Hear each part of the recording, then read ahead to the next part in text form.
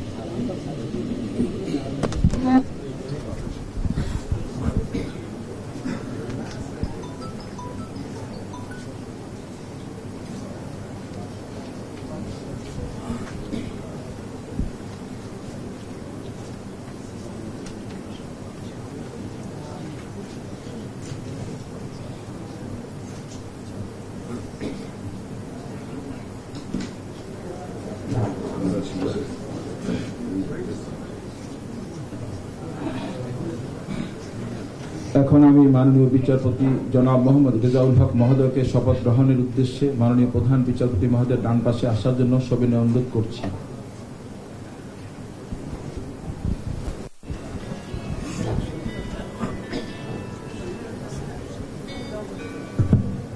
বিসমিল্লাহির রহমানির রহিম। আমি মোহাম্মদ রেজাউল হক সুপ্রিম কোর্টের আপিল বিভাগের বিচারক নিযুক্ত হইয়া সশ্রদ্ধ চিত্তে শপথ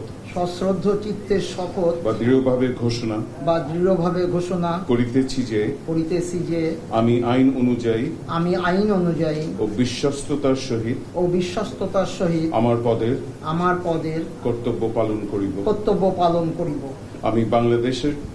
আমি বাংলাদেশের প্রতি অকৃত্রিম বিশ্বাস ও আনুগত্য পোষণ করিব। আমি বাংলাদেশের সংবিধান ও আইনের রক্ষণ সমর্থন ও নিরাপত্তা বিধান করিব। এবং আমি ভীতি বা অনুগ্রহ অনুরাগ বা বিরাগের বশবর্তী না হইয়া সকলের প্রতি আইন অনুযায়ী যথাবিহিত আচরণ করিব।